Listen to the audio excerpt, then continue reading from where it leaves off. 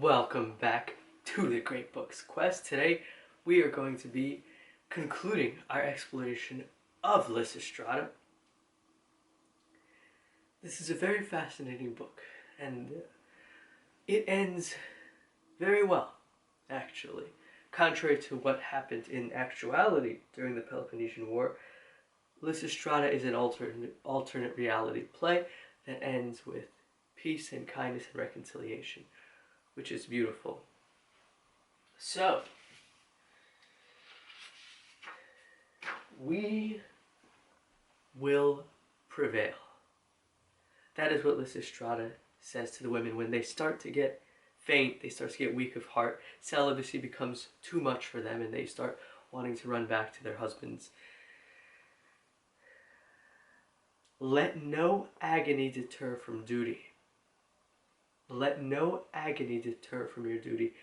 That is those are Lysistrata's words, and that is Lysistrata's message. Stay firm, persevere on the path, no matter what agony hits you, just keep going. Knowing in full conviction that you are on the right path. If you know that, then you can weather any agony, any storm. If you don't know that, then any minor stick, any minor twig can set you off and take you off of the path. That's a good yardstick, that's a good barometer of whether you're on the divine path, whether you're on the right path or not. If nothing is stopping you, then generally speaking, you're on the right path unless there's some kind of extremely rare circumstance. Make sure you're on a path that only God can knock you off of. So, this is what happened. And the play ends well. I mean, to fast forward all these events, we have Senesius, and this is an interesting thing. Senesius is the husband of Myrrhine, and he can't take it anymore. He can't take the celibacy, so he comes to the women's lair where they're all gathered, and he's like, I need my wife now. Now here's an interesting point. He's not just physically, obviously exhausted from all this, but he brings their baby and he says, the child hasn't been fed in 6 days and the house is a mess. So it's not just marital relations that women are withholding from men. It's their physical presence. It's the work they're doing around the house, feeding the children, cooking the food, taking care of the family, in general, all these things. They completely withdraw.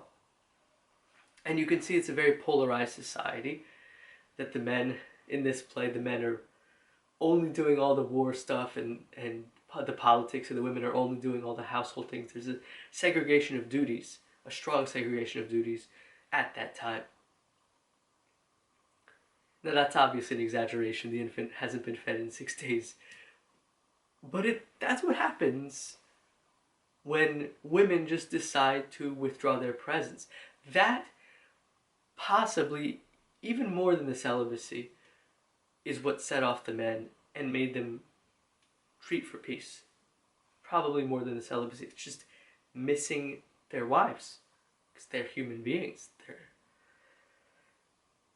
They're missing their companions, and they're missing the feminine energy that has been withdrawn from them as a result of their stupid decisions, of their stupid actions. And you can see this in the end when they reconcile all the choruses sing. It says, you stop telling me what to do, women, stop telling me what to do and I'll stop doing wrong.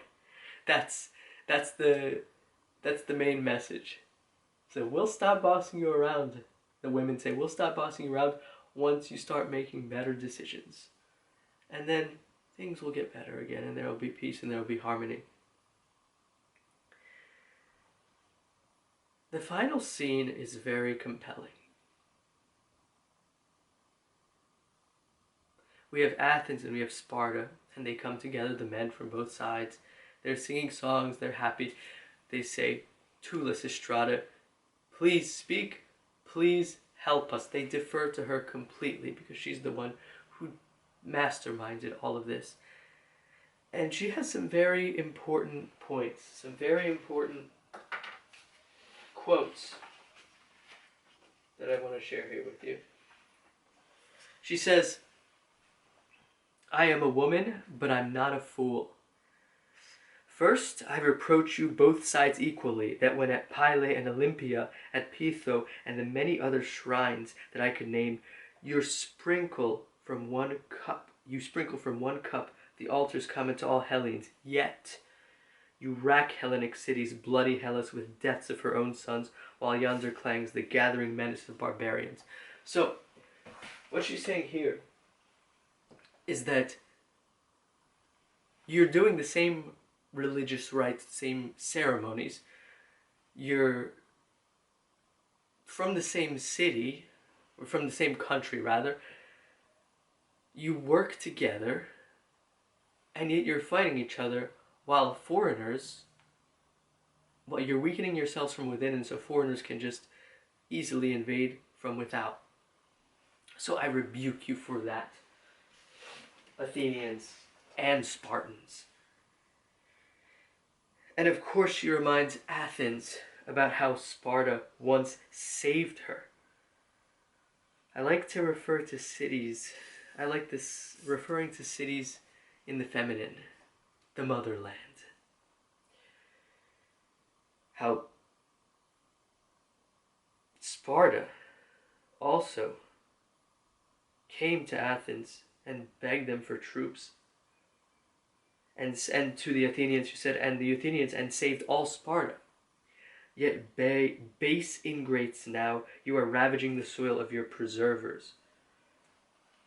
So you're ravaging the soil of the one who saved you. You're biting the hand that feeds you. When you were in a time of need, in a time of desperation, in a time of great trouble, when you were being invaded, you needed the Athenians. And now, what are you doing? And now I turn to the Athenians. Have you forgotten too how once the Spartans, in days when you wore slavish tunics, they alone stood by your shoulder on that day during a battle? They freed you so that for the slave's short skirt you should wear the trailing cloak of liberty. In other words, in the past, Athens saved Sparta. And in the past, Sparta saved Athens. They both saved each other from invasions, and during warfare they were allies. But now they become enemies. Why? Why are you doing this? Why do you insist on continuing to fight like this? And now that they give her the floor, they can actually hear her. Now that they've been in pain for so long, now that they remember that, yes, they're fighting wars, very significant wars, but what is it for? What is the war for if there's no woman at home taking care of your children, if you're not raising a family, if there's nothing to raise money for, nothing to go to work for, you don't have a wife and kids to support? What are you doing? You're just fighting for power, you're fighting for territory? What are you doing? What is the point? And once the women withdraw their love, their affection, all of it, their physical presence, everything, then the men realize that their fighting for power is stupid without the women. The time for reconciliation is near. The time for reconciliation is now. Let us move forward in a better path.